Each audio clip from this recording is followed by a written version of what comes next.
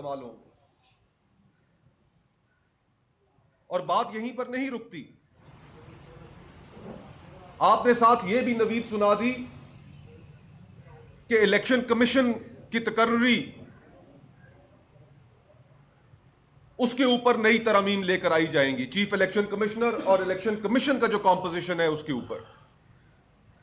آج اس ملک کے اندر election commission بذات خود ایک مذاق بن چکا ہے. 8 فروری کے الیکشنز آپ کے سامنے ہیں. 8 فروری کے الیکشنوں کے بعد جو ایک نظام طے کیا گیا تھا کہ اگر کہیں دھاندلی کے الزامات لگتے ہیں تو اس کی تحقیقات کے لیے جو ٹریبیونلز قائم کیے جائیں گے وہ 4 ماہ کے اندر فیصلہ دیں گے. آپ نے اس کو بھی سیبوٹاج کیا اور اب ایک ایسا الیکشن کمیشن لے کر آنا چاہتے ہیں کہ جو الیکشن کی صرف ایک ایکسرسائز کرے گا اور گھر بیٹھے حکومتی لوگ پری اپرووڈ لسٹس ان کے پاس ہوں گی اس الیکشن کمیشن کے پاس کہ جن کو صرف وہ نوٹیفائی کرے گا کہ یہ اب پارلیمان کے ممبر ہے. آپ کرنے کیا جا رہے ہیں اس ملک کے ساتھ؟ پھر آپ نے یہ بھی نوید سنا دی کہ 18ویں ترمیم کے تحت جو اختیارات مرکز سے صوبوں کو ڈیوالو کیے گئے ان کے اوپر بھی کئی محکمے واپس وفاق لے گا. میں اس کابینہ کی میٹنگ میں شامل تھا کہ جس میں 18ویں ترمیم کی منظوری دی گئی اور یقین مانیے کہ اس کابینہ کی میٹنگ کے اندر میں نے کئی سیاسی کارکنان کو جو کابینہ کا حصہ تھے جنہوں نے اپنی ساری زندگی صوبائی حقوق کے لیے سائل اور وسائل کے لیے بات کی اس کی خاطر لڑے ان کو روتے ہوئے دیکھا. ان کی آنکھوں میں آنسو تھے اور انہوں نے کہا کہ جس چیز کے لیے ہم پچھلی 7 دہائیوں سے جدوجہد کرتے رہے جو ہمیں بر وقت اگر دی جاتی تو سانحہ مشرقی پاکستان نہ ہوتا. آج آپ اپنی اسی اچیومنٹ کو انڈو کرنے چلے ہیں. ہم نے تاریخ سے کوئی سبق نہیں سیکھا کہ جب آپ نے پاکستان کے ایک حصے کو اس کے مینڈیٹ سے محروم کیا 1971 میں آپ نے ان کو ان کا جائز حصہ دینے سے محروم کیا تو اس کے کیا نتائج نکلے. اور آج آپ پھر سے وہی گفتگو کر رہے ہیں کہ آپ پاکستان کے فیڈریٹنگ یونٹس کہ جن میں پہلے ہی وفاق کے بارے میں شکوک و شبہات پائے جاتے ہیں شک کی نگاہ سے دیکھا جاتا ہے آپ ان کا حصہ کم کرنے چلے ہیں. ہم آپ کی بات میں وزن تو تب محسوس کرتے کہ اگر وفاقی حکومت اپنے خرچے کم کرتی اگر صدر ہاؤس کا خرچہ بڑھ جاتا ہے اگر وزیر اعظم ہاؤس کا خرچہ بڑھ جاتا ہے اگر وزراء کی تنخواہیں بڑھ جاتی ہیں اگر اسپیکر نیشنل اسمبلی اور چیئرمین سینٹ کی تنخواہیں بڑھ جاتی ہیں آپ نے جو سفید ہاتھی پال رکھے ہیں آپ کی جو شاہ خرچیاں ہیں جب آپ وہ خود کم نہیں کرتے تو آپ صوبوں سے ان کا حصہ کیسے چھین سکتے ہیں؟ یہ وفاق کو کمزور کرنے والی باتیں ہیں. پھر آپ نے یہ بھی نوید سنا دی کہ آرٹیکل 243 243 کہ جس کے تحت وفاقی حکومت کو کمانڈ اینڈ کنٹرول حاصل ہے آرمڈ فورسز کا جس کے تحت سروسز چیف کی تقرری ہوتی ہے کہ اس کے اندر بھی امینڈمنٹ ہونے جا رہی ہے. کیا امینڈمنٹ ہونے جا رہی ہے؟ اس ملک کو اب کیا بنانا چاہتے ہیں؟ ہماری 76 سالہ تاریخ میں اس ملک میں اسٹیبلشمنٹ کا سیاست کے اوپر جو اثر رہا آج کے دور میں بھی جو اثر ہے اس کو سامنے رکھتے ہوئے اگر آپ 243 میں ترمیم کریں گے تو آپ ملک کی بنیادیں اور ملک کا جو سٹرکچر ہے اس کو ایک دفعہ پھر سے تبدیل کر دیں گے اور اس طرح سے تبدیل کریں گے. اب جو باتیں ہماری سننے میں آ رہی ہیں یہ ظاہری بات ہے جب اس کا ڈرافٹ سامنے آئے گا تو پتہ چلے گا لیکن جو سپیکولیٹو گفتگو ہو رہی ہے اس میں یہ کہا جا رہا ہے کہ کمانڈر ان چیف کا ایک نیا عہدہ کریٹ کیا جائے گا joint chief of army staff کا عہدہ ختم کر دیا جائے گا.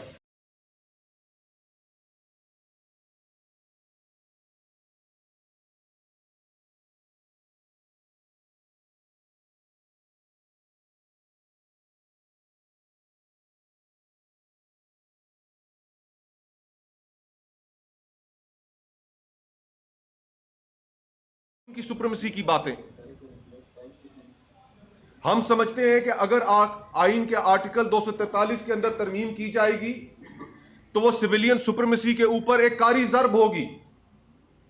ابھی تک تو ہم ہائیبریڈ اور ہائیبریڈ پلس کا نظام دیکھ رہے ہیں، لیکن یہ ایک کو ہوگا کہ جس کے تحت آئین کو ماتحت بنا دیا جائے گا اسٹیبلشمنٹ کے، سویلین اداروں کو ماتحت بنا دیا جائے گا اسٹیبلشمنٹ کے.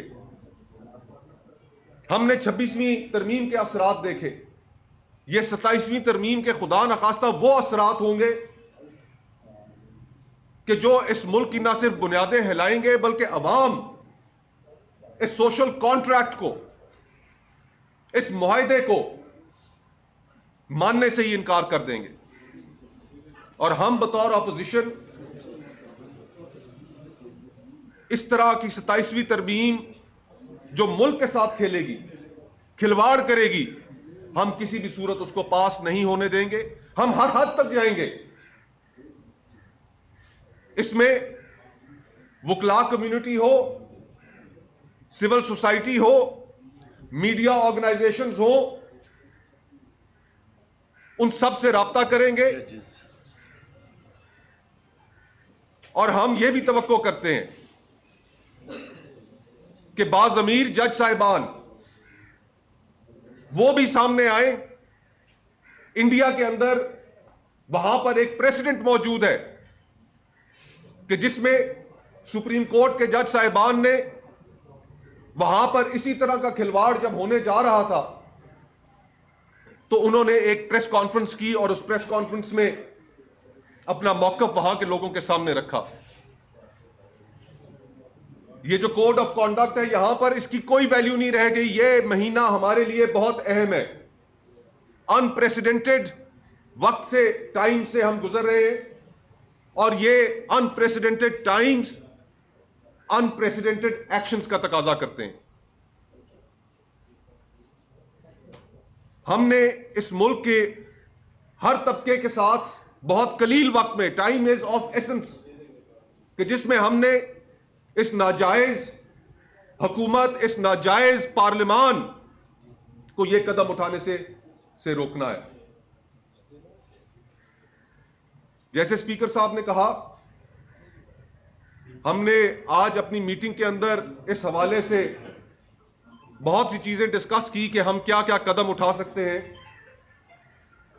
ہم صرف انتظار کر رہے ہیں کہ اگر تحریک انصاف کے کچھ رہنماؤں کی عمران خان صاحب سے ملاقات ہو جاتی ہے تو ان کا بھی ان پٹ لے کر اس کو اناؤنس کیا جائے. ہم نے ایک واضح پلان تیار کیا ہے آنے والے ہفتوں کا، آنے والے دنوں کا، کہ جس میں ہم بھرپور مزاحمت کے ذریعے اس 27ویں آئینی ترمیم کو چیلنج کریں گے، اس کے راستے میں ایک رکاوٹ بن کر کھڑے ہوں گے. اور وہ پلان انشاءاللہ آج شام کو یا کل آپ کے سامنے ہم لے کر آئیں گے، آپ کے سامنے رکھیں گے، اور عوام سے بھی تجاویز طلب کریں گے اس دوران کہ کس طریقے سے ایک بھرپور مزاحمت کی جا سکتی ہے 27ویں آئینی ترمیم کے خلاف. بہت بہت شکریہ. زبیر عمر صاحب.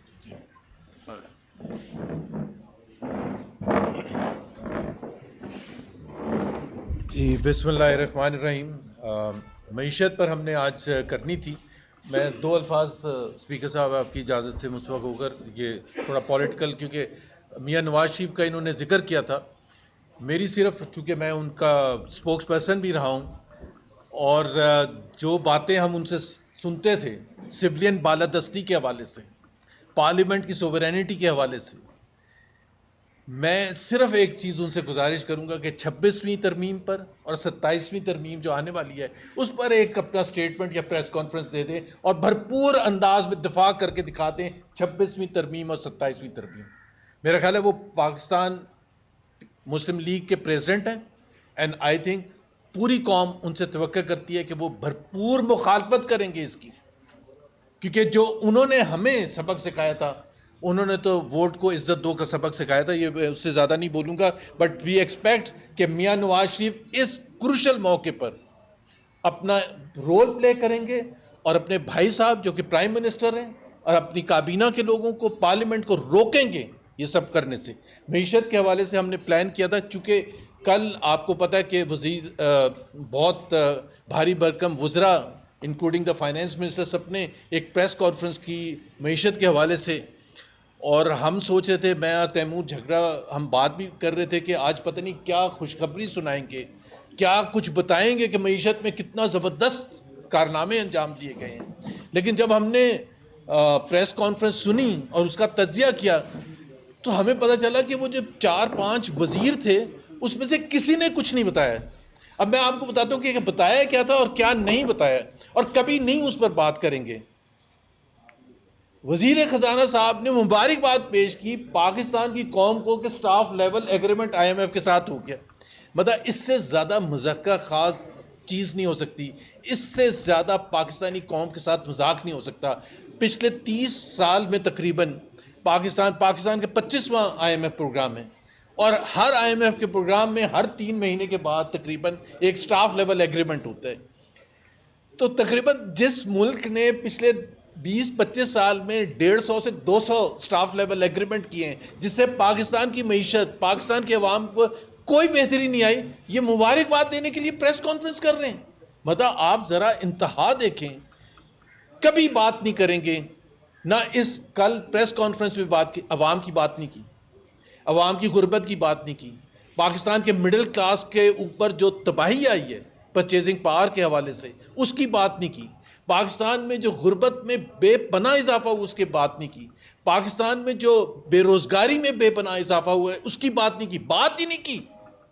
نہ بے روزگاری، نہ مہنگائی، نہ غربت، نہ مڈل کلاس کی، نہ سیلریڈ پیپل جو لوگ ہیں ان کے اوپر جو تباہی کی گئی ہے ٹیکسز کی مد میں اس کی بات نہیں کی گئی.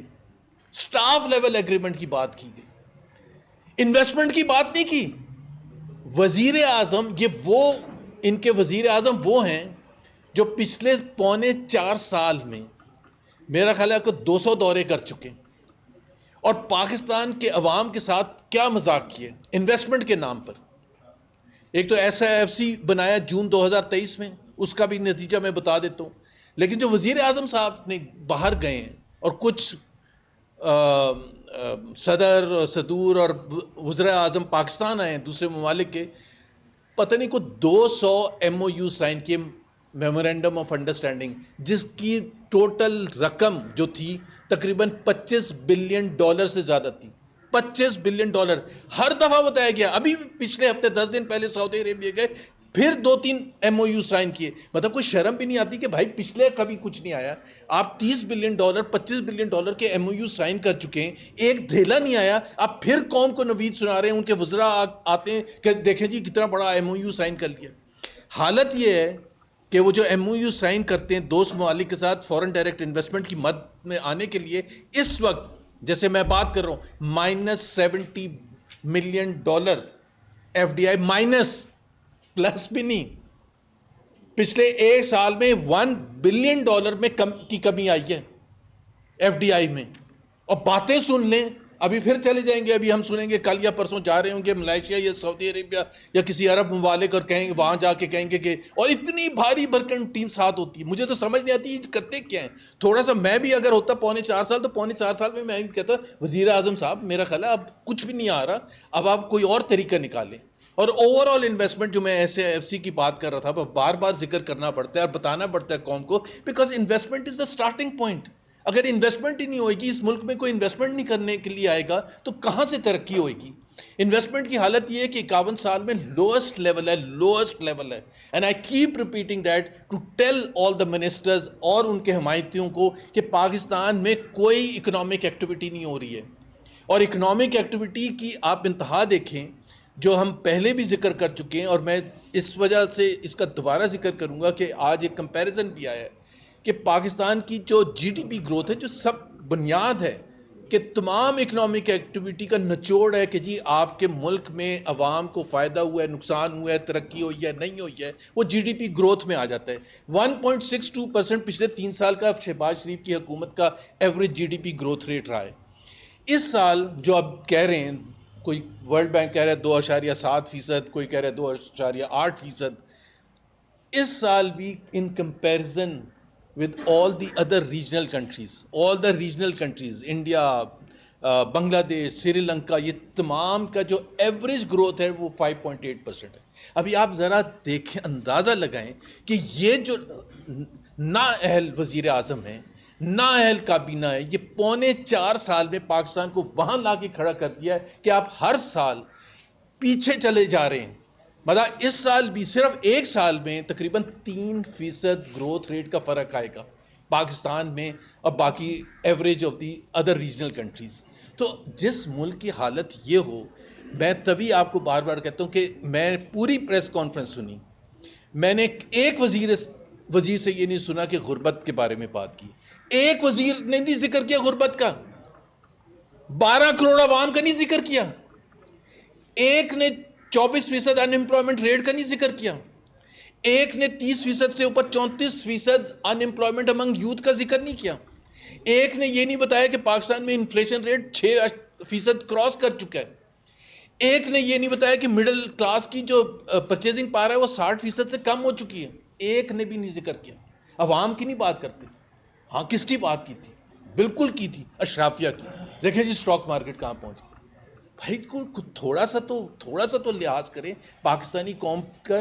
اتنا تو لحاظ کریں کہ آپ عوام کو یہ تسلی تو دیں کہ جی ہم آپ کی بہتری ابھی ہونے والی ہے، غربت کم ہوگی، بے روزگاری کم ہوگی، امپلائمنٹ جنریشن زیادہ ہوگی، انفلیشن کم ہوگی اور جو دوسری انویسٹمنٹ زیادہ ہوگی. کوئی ایک اشاریہ نہیں. سرکولر ڈیٹ میں صرف جھگڑا صاحب ایک میں ذکر کر دوں، سرکولر ڈیٹ کی پاور منسٹر نے بات کی تھی. ایک تو 4.25 سال میں وہ بھی آئے، پرائیویٹائزیشن منسٹر بھی تھے. 4.25 سال میں آپ سٹیٹ انسٹیٹیوشنز کا حال جو مصطفیٰ نے تھوڑا سا ذکر کیا، 1 ٹریلین روپیز کے لاسز کراس کر چکے ہیں. 4.25 سال میں آپ نے ایک پرائیویٹائزیشن کیا، وہ بھی آپ نے پاکستان کے بزنس ایتھکس کے خلاف کہ گورنمنٹ ٹو گورنمنٹ کی، اور گورنمنٹ ٹو گورنمنٹ میں پرائیویٹ پارٹی کو فرسٹ گورنمنٹ بینک دے دیا. ابھی آپ خود اندازہ لگائیں کہ یہ کتنا ظلم ہے. سرکولر ڈیٹ کم کر دیا. کم کیسے کیا؟ 1.3 ٹریلین روپیز کا آپ نے بینکوں سے لون لیا، ان کو 600 ملین روپیز کا انٹرسٹ انکم جنریٹ ہوگی، اور وہ سارا بوجھ عوام پر لاد دیا. تقریباً پتہ نہیں کتنے روپیز پر یونٹ کا اضافہ اگلے 6 سال تک عوام برداشت کرے گی. تو یہ ایک مختصر جائزہ تھا جو کل انہوں نے وہ کیا تھا. باقی NFC ایوارڈ اور دوسری چیزوں پر جھگڑا صاحب بات کریں گے. Thank you. بہت بہت شکریہ جی. میں اس میں ایڈ کرتا ہوں، اور آخر میں جو سب سے امپورٹنٹ پوائنٹ ہے وہ NFC کا جو ہے وہ کہتا ہوں، لیکن جو زبیر صاحب نے باتیں کی ہیں اس میں 2-3 چیزیں ایڈ بھی کرنا چاہتا ہوں.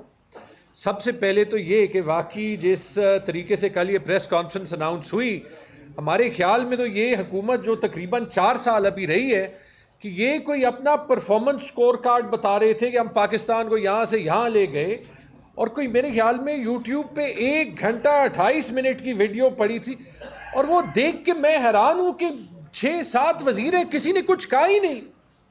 لگتا ہے کسی نے زبردستی ان کو بٹھایا تھا کہ جا کے کہو کہ اکانومی پہ بات کرو کیونکہ بڑی تنقید ہو رہی ہے.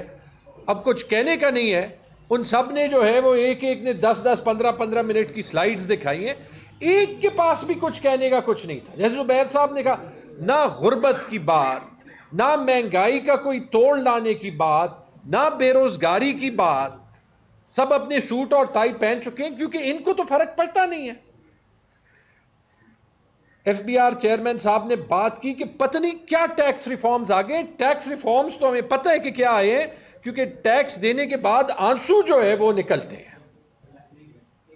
آج سے میں صرف ایک چیز کہنا چاہتا ہوں کہ یہ ٹیکس ریفارم ہے، یہ تو سب کو پتہ ہے کہ 1 روپے انہوں نے تاجروں سے نہیں لیا. جو پھنسا ہوا ہے ٹیکس نیٹ پہ، اس سے 50% تک نان سیلریڈ میں، 40% تک سیلریڈ میں، اس کے اوپر 17% GST ہر چیز میں. یعنی آپ 3 روپے کا کام کرتے ہیں، 2 روپے آپ سرکار کو دیتے ہیں اگر آپ ٹیکس نیٹ میں ہیں. کس لیے؟ میں تو اپنی ذاتی اس میں آپ کو یہ کہہ سکتا ہوں کہ شاید وہ آپ میرا ٹیکس ریٹرن دیکھ لیں کہ شاید اگر وہ میرے خیال میں کوئی کروڑوں میں آتا ہے ابھی، تو وہ اس لیے میں دے رہا ہوں کہ میرا الیکشن میرے سے حکومت چوری کر لے, کہ میرے گھر کی مجھے سیکیورٹی رکھنی پڑے تاکہ جو ہے جو وردی والے اور بغیر وردی والے لوگ ہیں وہ میرے گھر میں اندر ایسے ہی نہ گھسے, کہ ہیلتھ کا خرچہ خود کرنا ہو, کہ ایجوکیشن کا خرچہ خود کرنا ہو, اور جب مرضی حکومت نے ECL پہ ڈال دینا ہے. اس سب کے لیے ہم جو ہے وہ ٹیکس دے رہے ہیں. کہتے ہیں کہ بڑے ٹیکس ریٹرن بڑے ہیں, کہ تقریباً 5.9 ملین ٹیکس ریٹرن لوگوں نے فائل کیے. اس میں آپ دیکھ لیں تقریباً 40% لوگوں نے ٹیکس دیا ہی نہیں ہے, صرف کاغذ بھرا ہے.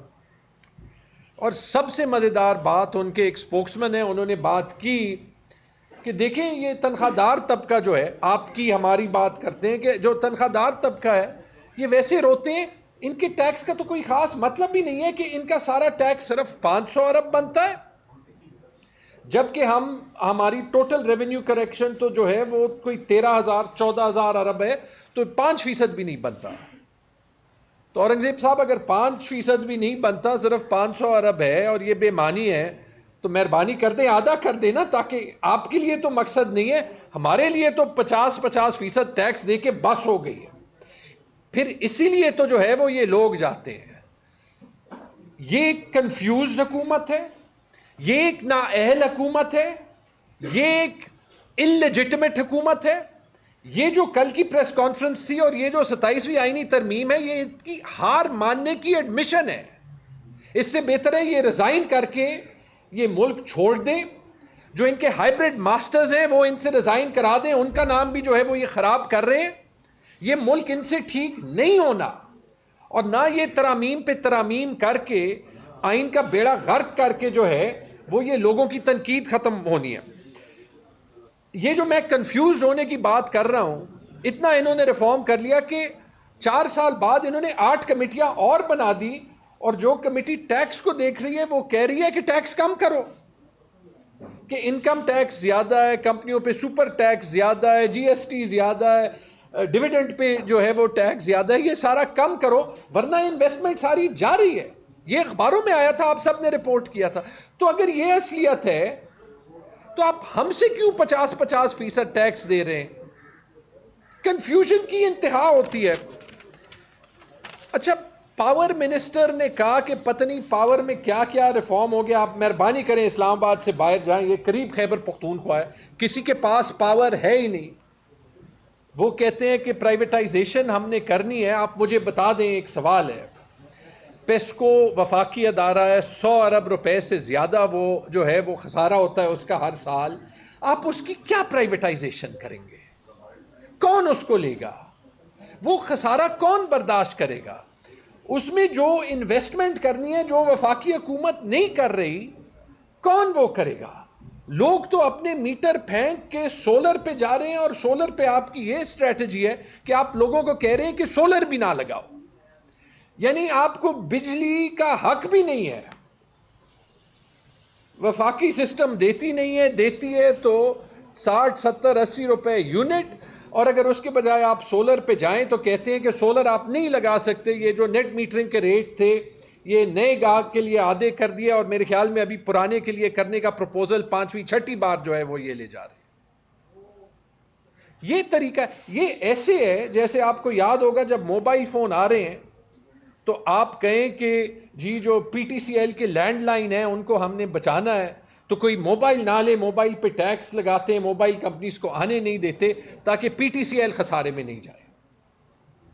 آپ لوگوں کو جو ہے وہ بجلی نہیں دے رہے, ان کو سولر کا موقع نہیں دے رہے, تاکہ آپ خود جو ہے جو خسارہ آپ نے جو ہے وہ سارے ان ڈسکوز میں پیدا کیا کہ وہ آپ جو ہے وہ کسی طریقے سے ختم کر لیں, اور وہ بھی ختم نہیں ہو رہا. جیسے زبیر صاحب نے کہا, ایک انہوں نے بات کہی کہ ہم نے سرکولر ڈیٹ کا کچھ کیا, اس کے لیے ہم نے قرضہ لے لیا. جی قرضہ لے لیا اور وہ آپ پہ ڈال دیا. جیسے زبیر صاحب نے کہا میرے خیال میں 3.5 روپے یونٹ وہ انہوں نے کہہ دیا کہ 6 سال کے لیے آپ دیں گے تاکہ وہ قرضہ جو ہے وہ آپ اور میں پے آف کر سکیں. پھر سلمان صاحب آئے, انہوں نے رائٹ سائزنگ کی بات کی. وہ میں 15 منٹ سن رہا تھا, انہوں نے کہا پرائم منسٹر صاحب کو اتنی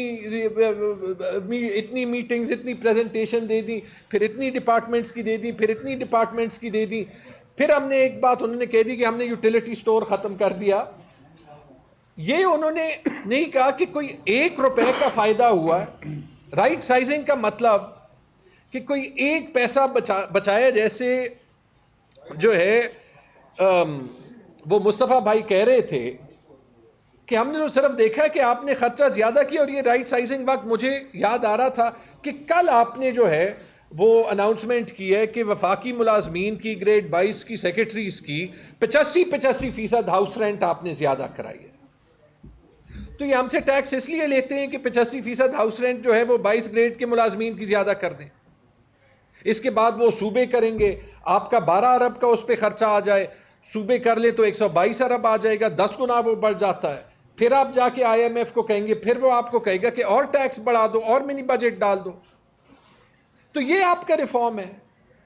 آپ نے یہ نہیں کہا کہ آپ تنخواہوں کا سسٹم کیسے بہتر کر رہے ہیں, آپ نے یہ نہیں کہا کہ آپ پینشن کا سسٹم کیسے بہتر کر رہے ہیں, آپ نے یہ نہیں کہا کہ یہ جو اتنے زیادہ جو ہے وہ ملازمین ہیں جو کہ کام نہیں کرتے کہ ان کو آپ ریٹرین کیسے کیا کریں گے, کیا پلان ہے ان کے لیے. ریفارم تو اس کو کہتے ہیں نا, اس کو نہیں کہتے کہ آپ پہ اور مجھ پہ ٹیکس لگائیں اور لوڈ شیڈنگ 22 23 گھنٹے کی کر دیں.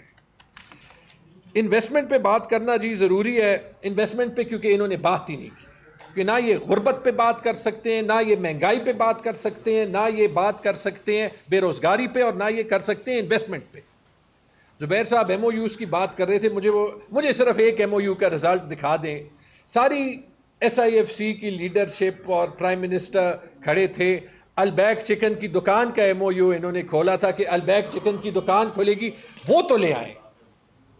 وہ زبیر صاحب 25 ارب ڈالر بھی چھوڑ دیں ایک, وہ تاکہ ہم البیک چکن تو کھا لیں نا یہاں پہ. البیک وہ سعودی عربیہ میں ملتا ہے. انویسٹمنٹ کی یہ حالت ہے کہ انویسٹمنٹ چھوڑیں.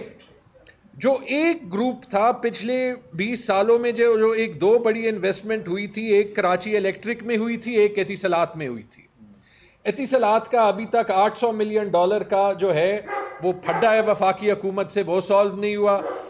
اور آج سے کچھ دن پہلے جو 2 انویسٹر جنہوں نے کراچی الیکٹرک میں انویسٹمنٹ کی تھی, انہوں نے نوٹس بھیجا ہے وفاقی حکومت کو کہ ہمارا آپ پہ $2 ارب کا دعویٰ ہے. سعودی اور کویتی جو انویسٹر ہیں, الجمع گروپ میرے خیال میں نام ہے, 2 ارب روپے کا کیوں دعویٰ ہے؟ کیونکہ آپ نے کراچی الیکٹرک کی سیل ہونے ہی نہیں دی, آپ اس میں بار بار مداخلت کرتے ہیں, آپ کسی کو منافع بنانے نہیں دیتے. تو یہ ہے انویسٹمنٹ کا حال. کہاں ہے ایس آئی ایف سی اور کیا انہوں نے کیا اس کے لیے؟ فورن انویسٹمنٹ چھوڑیں. گل احمد نے اپنی اپیرل بزنس کو جو ہے وہ بند کر دیا. مینوفیکچرنگ کا یہ حال ہے کہ امریلی سٹیلز نے جو ہے اور اس ٹائپ کی کتنی کمپنیز نے اپنے 6 مہینوں کے لیے اور ڈکلیئر کر دیا ہے کہ ہم کوئی آپریشنز نہیں چلا رہے. خیبر پختونخوا کی بات کر لیں تو آپ کی ان پالیسیز کی وجہ سے ہر کوئی اپنی انڈسٹریز وہاں پہ جو ہے وہ چھوڑ رہا ہے.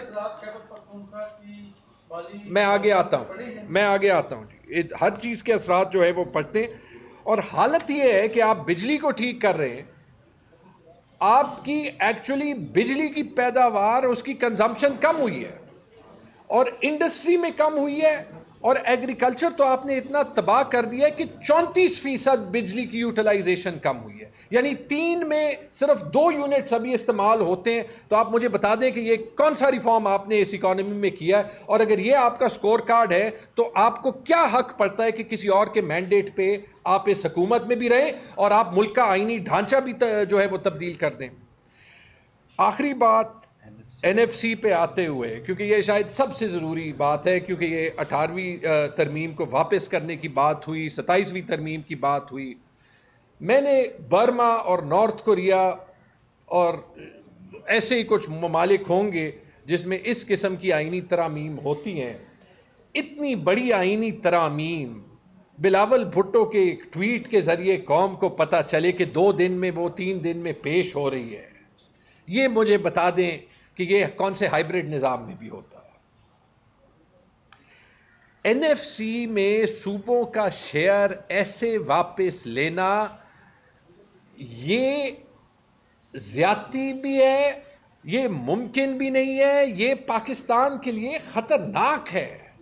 اس ملک میں، اور میں ابھی پی ٹی آئی اور ٹی ٹی اے پی کے رہنما کے طور پہ نہیں بول رہا، اس ملک کو اگر آپ نے ایک فیڈریشن سمجھنا ہے، آپ نے یہ سمجھنا ہے کہ چھوٹے صوبوں میں کیا احساسات ہوتے ہیں، کیا سینسٹیوٹیز ہوتی ہیں، اور آپ حقیقت بھی سن لیں۔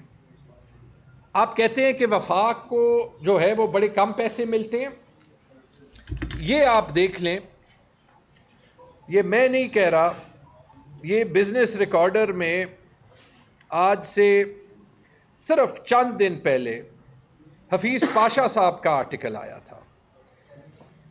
حفیظ پاشا صاحب کا یہ آرٹیکل ہے این ایف سی ٹرانسفرز کے بارے میں، اور انہوں نے کیلکولیشن کی ہے، اور انہوں نے کہا ہے کہ آج کے سال آئین میں تو یہ ہے کہ این ایف سی کا شیئر صوبوں کو 57% ملے گا، لیکن جب جو آپ صوبوں سے سرپلس چھوڑواتے ہیں، اس سال آپ 1500 ارب چھوڑوا رہے ہیں، جب آپ وہ نکال دیں، اور جو آپ پیٹرولیم لیوی میں پیسے وفاق انلیگلی اپنے پاس رکھتا ہے، جب آپ وہ نکال دیں تو صوبوں کا شیئر 57% نہیں، یہ مصطفیٰ بھائی یہ نوٹ کر لیں، 45% بنتا ہے۔ اور پچھلی این ایف سی میں، 7ویں این ایف سی سے پہلے جو فی الحال این ایف سی چل رہی ہے، جو 5ویں این ایف سی اس سے پہلے جو 1997 میں اپروو ہوئی تھی، اس میں صوبوں کا شیئر 49% تھا۔ آج صوبوں کا شیئر 49% نہیں ہے، 45% ہے۔ یہ حفیظ پاشا جو ملک کے سب سے بڑے اکانومسٹ ہیں، ان کی کیلکولیشن ہے۔ مقصد یہ ہوا کہ مقصد صوبوں کے شیئر کا نہیں ہے، مقصد ہے کہ آپ فلی فیل ہو چکے ہیں، اس ملک کا معاشی ماڈل فیل ہو چکا ہے، اس لیے غربت بڑھ رہی ہے، اسی لیے عوام چیخ رہی ہے۔ آپ کے پاس پیسہ نہیں ہے، پیسہ لانے کا طریقہ یہ نہیں ہے کہ جن صوبوں کو مزید ٹیچرز چاہیے، مزید ڈاکٹرز چاہیے، جن کے لیے سڑکوں کی مرمت کے پیسے چاہیے، ریسکیو سروس میں انویسٹمنٹ چاہیے، پولیس میں انویسٹمنٹ چاہیے، ان ساری فیسلٹیز میں انویسٹمنٹ چاہیے، اکانومی میں انویسٹمنٹ چاہیے، کہ ان کے بجائے آپ تنخواہوں کے لیے مزید پیسے جو ہے وہ یہاں پہ لیں۔ انویسٹمنٹ آپ لا نہیں سکتے، غربت کو آپ کم نہیں کر سکتے، یہ پیسے آپ وہاں سے یہاں کر دیں گے، کیا فرق پڑے گا؟ پینشن کا نظام آپ ٹھیک نہیں کر سکتے، تنخواہوں کا نظام آپ ٹھیک نہیں کر سکتے۔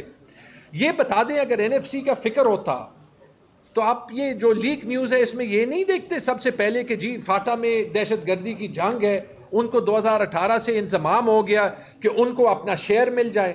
سنا ہے آپ نے اس میں؟ نہیں ہے فاٹا کا شیئر، 7 سال ہو گئے، آپ تو الٹا وفاق کی طرف پیسے لے رہے ہیں۔ آپ کو اس کے علاوہ یہ بھی پتا ہے کہ خیبر پختونخوا کی میں بات کرتا ہوں کہ وہ پاپولیشن کی شیئر ہی 1997 کے بعد نہیں پڑے، تو جب آپ صرف شیئر لگا لیں تو 100-200 ارب روپے تو ہر سال کے خیبر پختونخوا وفاق کو اس کے علاوہ دے رہا ہے، 100 ارب روپے فاٹا کے دے رہا ہے۔ مسئلہ یہ ہے کہ پیسے ہر جگہ کم ہے، معیشت ٹھیک کرنی ہے، معیشت ٹھیک کرنے کے لیے پولیٹیکل سٹیبلٹی چاہیے، ایک مستحکم نظام چاہیے۔ جس طریقے سے 26ویں آئینی ترمیم پاس ہوئی تھی، اگر آپ اسی طریقے سے ابھی 27ویں آئینی ترمیم پاس کرنے کی کوشش کریں گے، اگر آپ اس طریقے سے ملک کا آئینی نظام جو ہے اس کا بیڑا غرق کرنے کی کوشش کریں گے، آپ نے جو بچا کچھ ہے باقی تو آپ نے کر لیا، تو پھر اس کے خوفناک نتائج ہو سکتے ہیں۔ میں انفیکٹ ان دی اینڈ یہی کہہ سکتا ہوں کہ جو پولیٹیکل پارٹیز ہیں جو اس کو کامیاب بنائیں گی یا نہیں بنائیں گی، ان دی اینڈ چیلنج ان کو ہی کرنا پڑے گا۔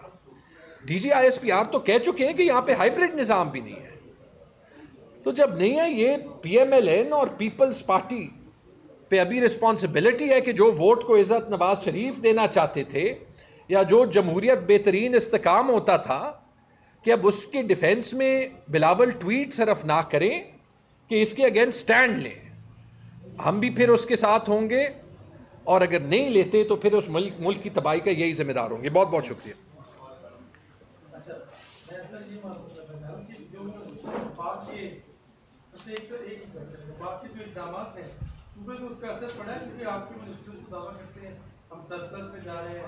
تو یہ سرپلس والی بات دیکھیں، یہ چاروں صوبوں نے کیا، میں اس پہ اپنی رائے بار بار دیتا گیا۔ صوبوں نے آ کے اسی ڈنڈے کے ماحول میں ہر سال جو ہے وہ سرپلسز چھوڑے. ٹھیک ہے جی. آپ مجھے بتا دیں کہ وہ سرپلسز جو ہیں وہ پرو ایکٹیولی یہ سیلاب آئے تھے ان کے خلاف نظام بہتر کرنے میں نہیں لگ سکتے تھے؟ بعد میں تو ہم ریلیف پیکیجز جو ہے وہ بانٹ دیتے ہیں نا. ٹھیک ہے جی. پہلے نہیں کر سکتے تھے. آپ کو پتہ ہے کہ ہمارے جو ہے وہ 25 ملین 2.5 کروڑ بچے آؤٹ آف سکول ہیں. آپ کے پاس جو ٹیچرز کی تعداد ہونی چاہیے اس کی آدھی ہے. کیا یہ ٹیچر ہائرنگ میں نہیں جو ہے وہ استعمال ہو سکتے تھے؟ آپ کہتے ہیں کہ خیبر پختونخوا میں آپ جو ہے وہ پولیس میں زیادہ انویسٹمنٹ کر دیں. یہ 1500 ارب روپے میں آپ فاٹا کو ان کا شیئر بھی دے سکتے تھے, خیبر پختونخوا کو بھی اس کا شیئر مل سکتا تھا, بلوچستان کو بھی مزید پیسے مل سکتے تھے اور سرپلس بھی چھوڑ سکتے تھے, لیکن اس طریقے سے نہیں.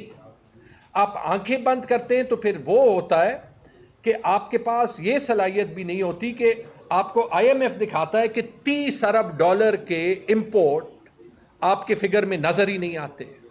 یہ تو فارم 47 کے الیکشن سے بھی زیادہ بڑا ریکارڈ ہے. Thank you.